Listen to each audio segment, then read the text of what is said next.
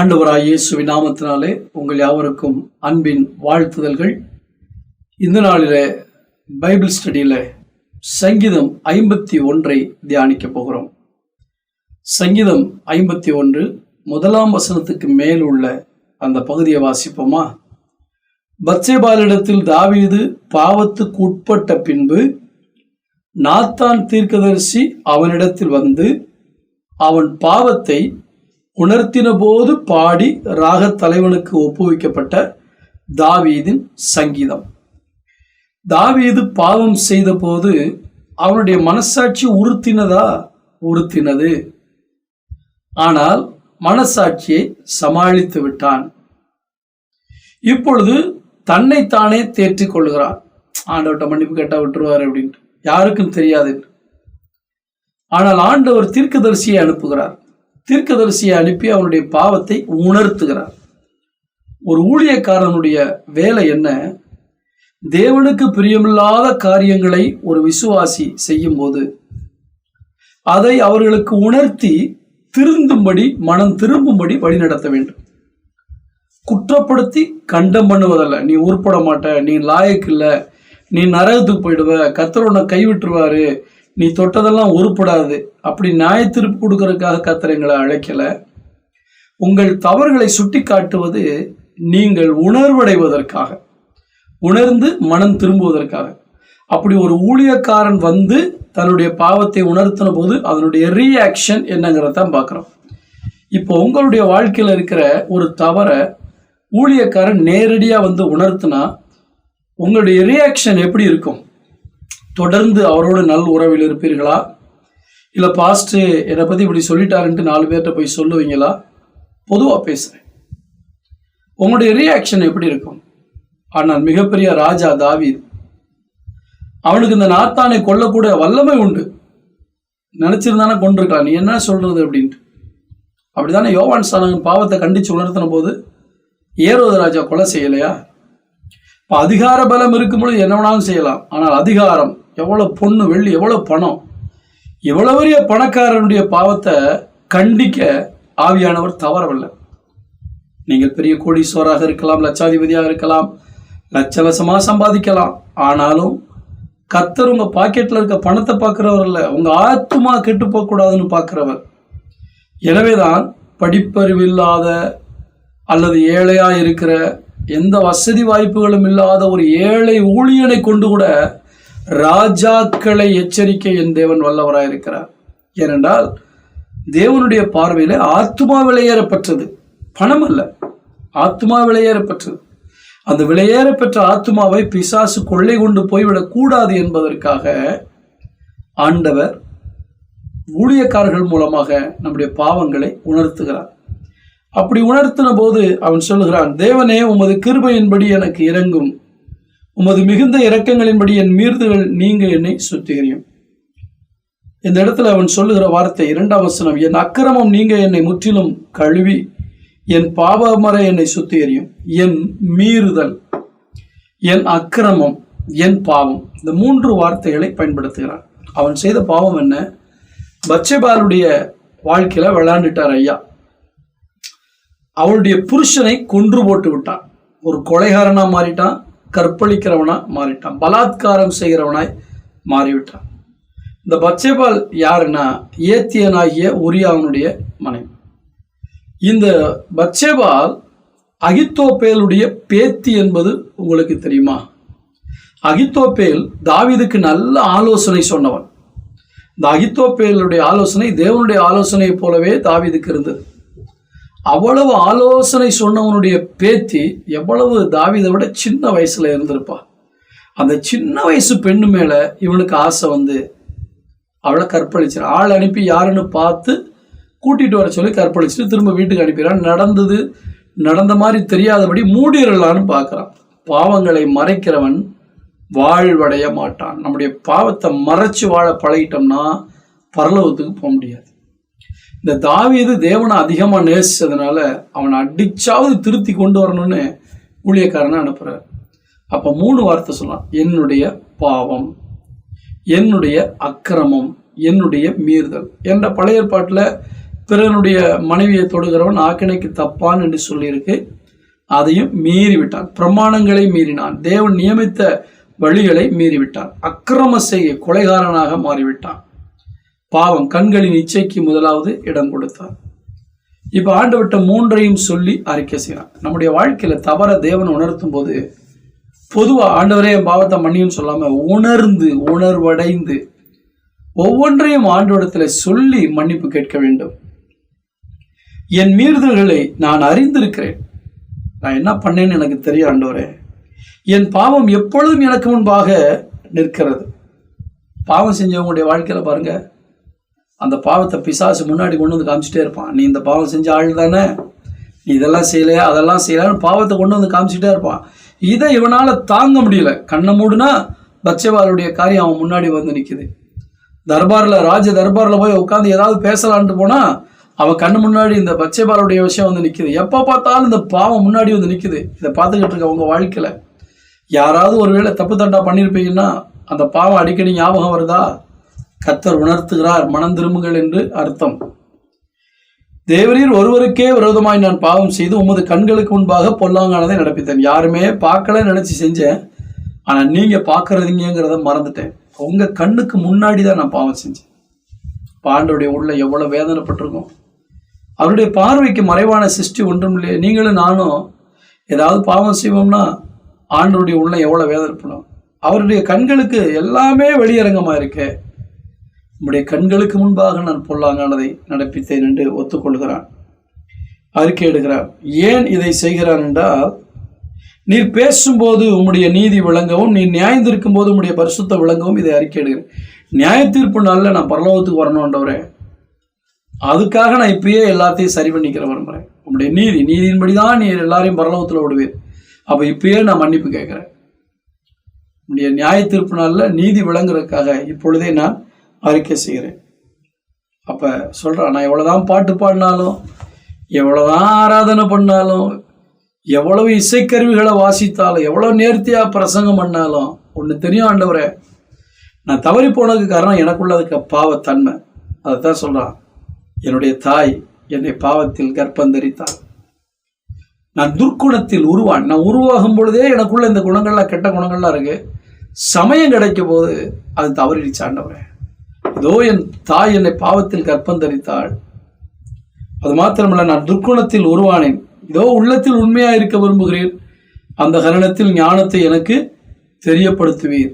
மனசாட்சியில நியாயத்தை தெரியப்படுத்துகிற தேவனாக இருக்கிறார். பாருங்க, இதுக்கப்புறம் உள்ளதான் ரொம்ப முக்கியம். இது வரைக்கும் உள்ளதெல்லாம் உங்களுக்கு தெரியும். இன்னைக்கு நான் உங்களுக்கு 4 வார்த்தையை சொல்ல போறேன் இந்த சங்கீதத்திலிருந்து. இந்த சங்கீத வசனம் முழுசுமே படிக்க போறோம். எப்பவுமே அடுத்தவங்க வந்து உணர்த்தினதுக்கு அப்புறம் மனம் திரும்புங்கிறத விட நாமளே நம்ம செஞ்ச காரியத்தை நினைச்சு உணர்வடைந்து தேவன்கிட்ட வந்துட்டா ரொம்ப நல்லது. 7ஆம் வசனம், நீர் என்னை ஈசோப்பினால் சுத்திகரியும், அப்பொழுது நான் சுத்தமாவேன். என்னை கழுவியரிலும், அப்பொழுது நான் உறைந்த மழையிலும் வெண்மையாவேன். சுத்திகரியும், கிளீன்ஸ் மீ, கிளீன் மீ, அதாவது என்னை சுத்திகரி ஆண்டவரேன்னு கேட்குறான். நம்ம வீட்டை கிளீன் பண்ணுறோம் இல்லையா? சமீபத்தில் கூட எங்கள் வீட்டை எல்லா அறைகளையும் ஒட்டடை அடித்து நல்லா சுத்தம் பண்ணதுக்கப்புறம் நீட்டாக க்ளீனாக இருந்தது. அங்கே இருக்கிறதுக்கு சந்தோஷமாக இருக்குது. ஒட்டடை பிடிச்சி தூசி பிடிச்சி கிடந்தா எப்படி இருக்கும்? அடிக்கடி நம்முடைய வாழ்க்கையை க்ளீன் பண்ணிக்கிட்டே இருக்கணுங்க. வைரஸ் பரவாமல் இருக்குன்னா அடிக்கடி கைகளை சுத்தம் பண்ணுங்கன்னு சொல்கிறாங்கல்ல. நம்முடைய வாழ்க்கையை அடிக்கடி சுத்தம் பண்ணிக்கிட்டே இருக்கணும். ஈசோப்பு பாருங்க, இஸ்ரவேல் ஜனங்களை எகிப்தை விட்டு வெளியே வரும்பொழுது ஆட்டுக்குட்டியானவருடைய ரத்தத்தை, அதாவது ஆட்டுக்குட்டியினுடைய ரத்தத்தை எடுத்து ஒரு ஈசோப்பு தண்டில் எடுத்து துவைத்தார்களே, பாவம் மன்னிக்கப்பட்டுருச்சு, இவங்க விடுதலையாக்கப்படுவாங்கட்டு அதை ஞாபகம் வைக்கிறேன். ஈசோப்பு தண்டினால் என்ன செய்யுங்க? சுத்திகரி. ஈசோப்பினால் சுத்திகரியும். நீங்கள் சுத்திகரிச்சிட்டிங்கன்னா நான் சுத்தமாயிடுவேன். நான் மறுபடியும் பழைய நிலைமைக்கு வந்துடுவேன். என்னை கழுவுங்க. இயேசு கிறிஸ்துவுடைய ரத்தம் சகல பாவங்களையும் நீக்கி நம்மை சுத்திகரிக்கிறது. அவருடைய வசனத்தால் நம்மை கழுவுகிறார். திருவசனத்தை கொண்டு அவர் நம்மை தண்ணீர் முழுக்கினாலே கழுவுகிறார். நான் சந்தோஷமும் மகிழ்ச்சியும் கேட்கும்படி செய்யும், அப்பொழுது நீர் நொறுக்கின எலும்புகள் கழிகூறும். பாருங்க, முக்கியமான விஷயம். சந்தோஷமா இருக்கும்னு நினைச்சுதான் அந்த உபச்சார பாவத்தில் ஈடுபட்டான். ஆண்டவர் ஏற்கனவே கொடுத்திருந்த அந்த சந்தோஷம் போயிடுச்சு. இப்ப சந்தோஷமா இருக்க முடியல ஐயானால. பாவம் இன்பமா இருக்கும்னு நினைச்சுதான் நீங்க செய்றீங்க. ஆனா கர்த்தர் கொடுத்த சந்தோஷத்தை அதை எடுத்து போட்டுரும். கர்த்தர் கொடுத்த சமாதானத்தை எடுத்து போட்டுரும். இப்ப சொல்றேன், மறுபடியும் எனக்கு அந்த சந்தோஷம் தேவை ஆண்டவரே. நான் சந்தோஷமும் மகிழ்ச்சியும் கேட்கும்படி செய்யும். அப்பொழுது நீ நொறுக்கின எலும்புகள் கழிகூறணும்னு அர்த்தம். வாழ்க்கையோட ஒட்டஞ்சு போயிட்டேன். எலும்பு உடஞ்சு போச்சா? இல்லை, அந்த அளவுக்கு மனசு நொறுங்கி போயிட்டான். ஐயோ, இப்படி பண்ணிட்டேனே, இப்படி அவசரப்பட்டனே, என்ன உயிருக்குயிரா நம்மள ஐத்தோப்பேலுடைய பேத்திக்கு இப்படி பண்ணிட்டேனேன்னு அதே நொந்து நொந்து நொந்து நூலாகி போய் அந்த எலும்பெல்லாம் நொறுங்கினது போல ஆயிடுச்சு. சில நேரத்தில் நம்ம ஆண்டவருக்கு விரோதமாக ஏதாவது தப்பு பண்ணியிருந்தோம்னா அதை நினைச்சு பார்க்கும்போது நம்மளுடைய எலும்புகள்லாம் நொறுங்கினது போல இருக்கும் இல்லையா? இவ்வளவு நேசிக்கிற தேவனுக்கு விரோதமாக நான் பண்ணிட்டேனேன்னு யோசித்து பாருங்கள். 9ஆம் வசனம், என் பாவங்களை பாராதபடி நீர் உமது முகத்தை மறைத்து என் அக்கிரமங்களை எல்லாம் நீக்கிறணும். அதாவது பாவத்தை நான் பார்க்கக்கூடாது, உங்க முகத்தை தான் பார்க்க விரும்புகிறேன். முன்பு உம்முடைய முகத்தையே பார்த்து பார்த்து வாழ்ந்தேன். ஆமாண்டவரே, உங்க முகம் எவ்வளவு அழகான முகம், இதெல்லாம் வர்ணித்தவன் தான் தாவீது. இப்ப ஆண்டவருடைய முகத்தை விலக்கிட்டு பாவத்தை பார்த்துட்டான். ஆண்டவருடைய முகம் மறைஞ்சு போச்சு. இப்ப பாவம் தான் முன்னாடியே நிக்குது. இப்ப மறுபடியும் சொல்றான், ஆண்டவரே நான் பாவத்தை பார்க்க விரும்பல, உங்க முகத்தை கொண்டு வந்து எனக்கு காட்டுங்க. இதை பார்த்துக்கிட்டு இருக்க எத்தனை பேர் விரும்புறீங்க? நான் ஆண்டவருடைய முகத்தை பார்த்துக்கிட்டே இருக்கணும். உங்க முகத்தை பார்க்கணுமே ஏசையா பாடுறோமா இல்லையா? மனக்கண்ணில் அவருடைய முகத்தை பார்க்க கர்த்தர் நமக்கு அனுகிரகம் செய்வாராக. 10ஆம் வசனம், சுத்த இருதயத்தை தேவனே சுத்த இருதயத்தை என்னிலே சிருஷ்டியும், நிலைவரமான ஆவியை என் உள்ளத்தில் புதுப்பியும். இப்ப இன்னொரு வார்த்தை சொல்ல விரும்புகிறேன். சுத்த இருதயத்தை என்னிலே சிருஷ்டியும், கிரியேட் மீ, கிரியேட் பண்ணுங்க, உருவாக்குங்க ஆண்டவரே. சுத்த இருதயத்தை உருவாக்குங்க. கெட்டு போச்சு, கண்ட காரியத்தில் இச்ச பாவம் கோபம் அசுத்தோண்டு நிறைஞ்சு என்னென்னமோ மாதிரி ஆயிடுச்சு. இப்போ இந்த இருதயமெல்லாம் போயிட்டு ஒரு புது இருதயத்தை எனக்கு தாங்க ஆண்டவரே. சுத்த இருதயத்தை எனக்குள்ள சிருஷ்டிங்க. பழைய இருதயம் பொல்லாத இருதயமா மாறிடுச்சு ஆண்டவரே. அதான் அதனுடைய அர்த்தம். என்னை கிளீன் பண்ணுங்க அப்படிங்கிறது மட்டும் இல்லை, எனக்குள்ள கிரியேட் பண்ணுங்கன்னு சொல்றான். இன்னைக்கு அதான் நான் உங்களுக்கு சொல்ல விரும்புகிற வார்த்தை. அடிக்கடி ஜெபத்தில் உட்காரும்பொழுது, ஆண்டவரே என்னை கிளீன் பண்ணுங்க, cleans my since away, create me Lord, ஒரு நியூ ஹார்ட்டை எனக்குள்ள கிரியேட் பண்ணுங்க ஆண்டவரே. ஆண்டவர்கிட்ட என்னைக்காவது கேட்டிருக்கீங்களா? இந்த சின்ன பிள்ளைங்க சிலேட்டில் தப்பாக எழுதிட்டு அழிச்சிட்டு இதெல்லாம் இல்லை திரும்ப எழுதுறேங்கிற மாதிரி ஆண்டவர்கிட்ட ஜெபம் பண்ணிங்கன்னா உங்கள் பழைய இருதயத்தெல்லாம் தூக்கி போட்டுட்டு ஒரு சுத்த இருதயத்தை தேவன் உங்களுக்கு கொடுக்க வல்லவராக இருக்கிறார். ஸோ க்ளீன் பண்ணுங்க, கிரியேட் பண்ணுங்க. அடுத்து சொல்கிறா, நிலைவரமான ஆவியை என் உள்ளத்தில் புதுப்பியும், ரெனியூ பண்ணுங்க ஆண்டவரே. புதுப்பிக்கிறது, லைசன்ஸ் புதுப்பித்திருக்கீங்க பார்த்தீங்களா? லைசன்ஸ் புதுப்பிச்சா என்னாகும்? பழசு எக்ஸ்பைரி ஆகிடும், புதுசை அவங்க கொடுப்பாங்க. ரெனியூவல் பண்ணுறதுன்னு சொல்லுவாங்க. லைசன்ஸை ரெனியூவல் பண்ணுறது, இன்சூரன்ஸை ரெனியூவல் பண்ணுறது, காருடைய ஒவ்வொரு காரியங்களுக்கும் பார்க்கும்போது அந்த ஆர்சி புக்கு அந்த டேட் எக்ஸ்பைரி ஆகிடுச்சுன்னா அதை ரெனியூவல் பண்ணுறது, லைசன்ஸ் ரெனியூவல் பண்ணுறது. ரெனியூவல்னால் அது எக்ஸ்பைரி ஆகிடுச்சுன்னா புதுசாக போடுறது. சொல்கிற ஆண்டவரே, இந்த பழைய ஆவியை என்னை விட்டு எடுத்துட்டு என்னுடைய புது ஆவியை தாங்க ஆண்டவரே. உள்ளத்தில் நிலைவரமான ஆவி, இந்த அலசடிபடுகிற அதுலேயும் விழுந்து விழுந்து எழுந்திருக்கிற அந்த ஆவி வேண்டாம். ஒரு நிலைவரமான நிலைச்சு நிற்கக்கூடிய, ஆண்டவருக்காக ஸ்டாண்ட் பை நிற்கக்கூடிய ஒரு இருதயத்தை, ஒரு ஆவி எனக்கு தாங்க ஆண்டவரே சொல்கிறான். ரெனியூவல்.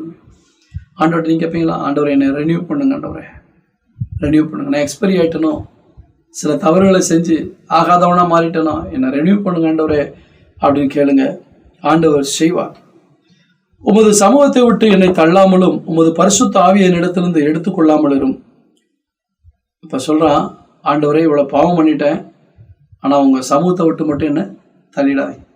ஏன்னா இந்த சமூகத்தில் என்ன இருக்குங்கிறத ருசித்தவன் இந்த தாவீது. உங்களுக்காக அந்த வசனத்தை வாசிக்கட்டா? சங்கீதம் 16:11. ஜீவ மார்க்கத்தை எனக்கு தெரியப்படுத்துவீர், உம்முடைய சமூகத்தில் பரிபூரண ஆனந்தமும் உம்முடைய வலது பரிசத்தில் நித்திய பேரின்பமும் உண்டு. உம்முடைய சமூகத்துல பரிபூரணமான ஆனந்தம் உண்டு. அந்த ஆனந்தத்துல திளைத்தவன் நான். கர்த்தரை பாடி கீர்த்தனம் பண்ணி இசை வாசித்து ஆண்டவருடைய சமூகத்துல வந்து அவருடைய அன்பினாலே நிறைந்து உம்மை ஆராதித்தவன். அந்த சமூகத்துல எவ்வளவு இன்பம் இருக்குன்னு எனக்கு தெரியும் ஆண்டவரே. ஆனால் இன்னைக்கு அதை விட்டுட்டேன். இப்போ சொல்கிறேன், உங்களுடைய சமூகத்தை விட்டு என்னை தள்ளிடாதீங்க, அந்த அந்த இன்பத்தை விட்டு என்னை தள்ளிடாதீங்க. பரிசுத்த ஆவி என்னிலிருந்து எடுத்துக்கொள்ளாதீர்கள். பரிசுத்த ஆவி அன்னைக்கு தாவீதுக்குள்ள இருந்தார். பரிசுத்த ஆவியானவர் தாவீதோடு வசித்தார். அவன் பயப்படுறான், சந்தோஷம் எடுபட்டு போயிடுச்சு. ஒரு சின்ன இன்பம் தாங்க, ஒரு சின்ன பாவம் தாங்க. நம்ம மேன்மையா நினைக்க மாட்டோம். ஆண்டவர் கொடுத்திருக்கிற அவருடைய சமூகத்தை, அவர் கொடுத்திருக்கிற சந்தோஷத்தை, அவர் கொடுத்திருக்கிற சமாதானத்தை பத்தி பெருசா நினைக்காம பிசாசு ஒரு சின்ன பாவத்தை காமிச்சு இவ்வளவு இன்பத்தை விட்டுட்டு எப்படி நீ சாமியார் மாதிரி வாழ்றான்னு கேட்பான். அதுல போய் விழுந்ததுக்கு அப்புறம் பாருங்க, சந்தோஷம் போயிடும், சமாதானம் போயிடும், தேவ சமூகத்துல இருக்கக்கூடிய இன்பத்தை உணர முடியாது. பரிசுத்த ஆவியானவருடைய ஒரு நிறைவு, ஒரு உணர்த்துதல் நமக்குள்ள இருக்காது. 12ஆம் வசனம், உமது இரட்சணியத்தின் சந்தோஷத்தை திரும்பவும் எனக்கு தந்து உற்சாகமான ஆவி என்னை தாங்கும்படி செய்யும். ஆங்கில வேதாகமத்துல ரெஸ்டோர் பண்ணுங்க அப்படின்னு போட்டு, மறுபடியும் மறுசீரமைங்க ஆண்டவர் என் வாழ்க்கையை. ரெஸ்டோர் பண்றதுன்னா மறுசீரமைத்தல், ரெனியூல் பண்றதும் இதுவும் மோரலஸ் ஓரளவுக்கு நெருங்கி தான் வரக்கூடியது. புதுப்பியும், புதுசா மாத்துங்க, என்னை மறுசீரமையும், என்னுடைய வாழ்க்கையில சந்தோஷத்தை திரும்ப எனக்கு தாங்க. உங்களுடைய எனக்குள்ள உற்சாகமான ஆவி, நிலைவரமான ஆவி தேவை, உற்சாகமான ஆவி தேவை. என்ன உற்சாகம்? தேவ சமூகத்துல போய் ஜெபிக்கிறதுக்கு உற்சாகம் தேவை. இன்னைக்கு அந்த உற்சாகம் இல்லைங்கிறதுனாலதான் நிறைய பேர் ஜெபிக்கிறது இல்லை. அப்ப நீங்க ஆண்டவர்கிட்ட கேட்க வேண்டியது என்னது? ஆண்டவரே, எனக்கு உற்சாகமான ஆவி என்னை தாங்கும்படி செய்யும், நிலைவரமான ஆவிய எனக்குள்ள வைங்கப்பா, உற்சாகமான ஆவி என்னை தாங்கும்படி செய்யும்.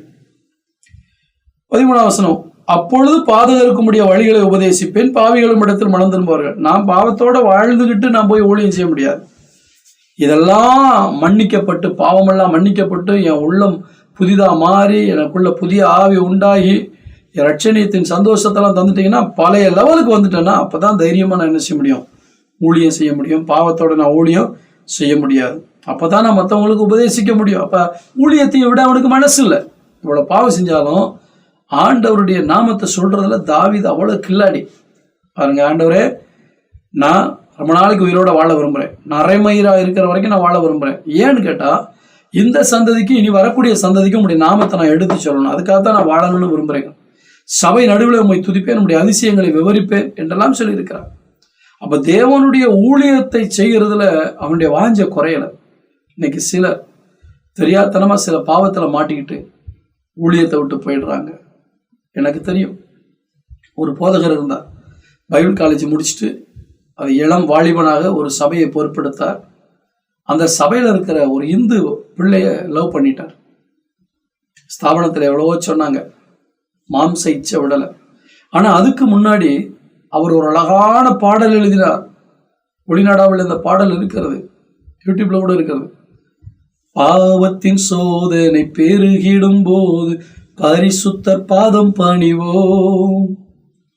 அந்த பாடல், பாவத்தின் சோதனை பெருகிடும் போது பரிசுத்தர் பாதம் பணிவோம்.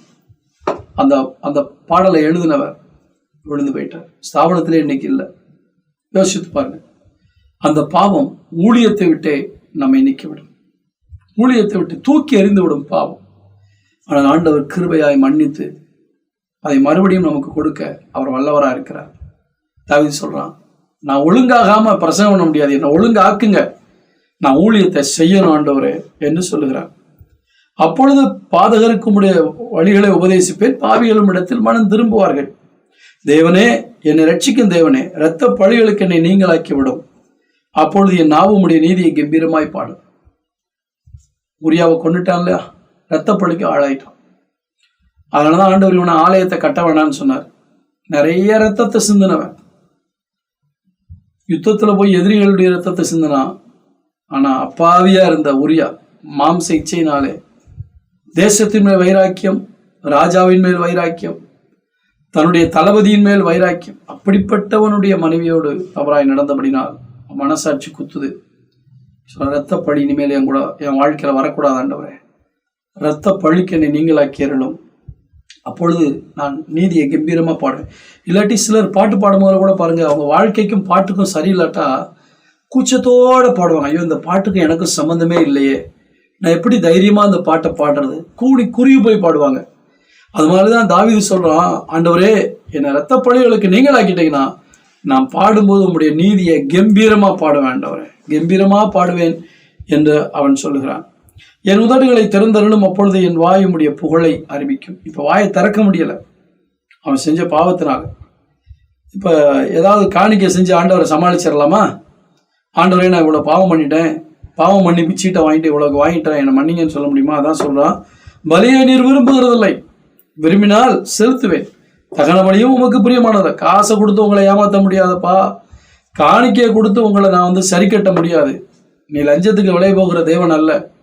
இல்லாட்டி காணிக்கை கொடுத்துட்டு எப்படினாலும் வாழலான்னு நினைக்க முடியாது. நீ பரிசுத்தமுள்ள தெய்வம். தேவனுக்கு ஏற்கும் பலிகள் நொறுங்குண்ட ஆவிதான். ஐயோ, நான் தப்பு பண்ணிட்டேனே, பாவம் பண்ணிட்டேனேன்னு ஆண்டவருடைய சமூகத்துல நொறுங்கி போகிற இருதயத்தோடு நொறுங்குண்ட ஆவி. அப்படிப்பட்ட ஆவியை தேவன் புறக்கணிக்கவே மாட்டார். சீயோனுக்கு உமது பிரியத்தின்படி நன்மை செய்யும், எருசலேமின் மதிலை கட்டுவீராக.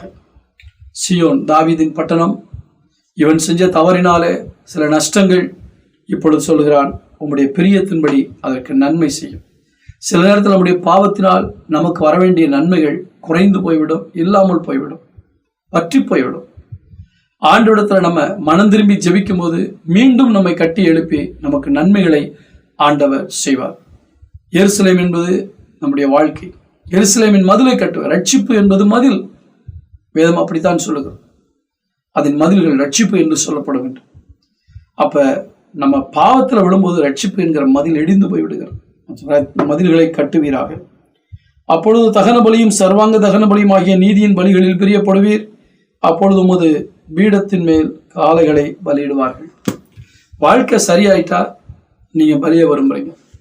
வாழ்க்கை சரியில்லாமல் நான் செலுத்துற பலியோ காணிக்கையோ உமக்கு விருப்பம் அல்ல. எனவே என்னை மறுபடியும் கட்டி எழுப்புங்க. ரீபில்ட். 5 வார்த்தை சொன்னேன். முதலாவது வார்த்தை கிளீன், 2வது கிரியேட், 3வது ரெனியூ, 4வது ரெஸ்டோர், 5வது ரீபில்ட். இந்த 5 வார்த்தைகளை வச்சு உங்க வாழ்க்கையில ஜெபம் பண்ணுங்க. இதுதான் சங்கீதம் 51ஆம் அதிகாரம்.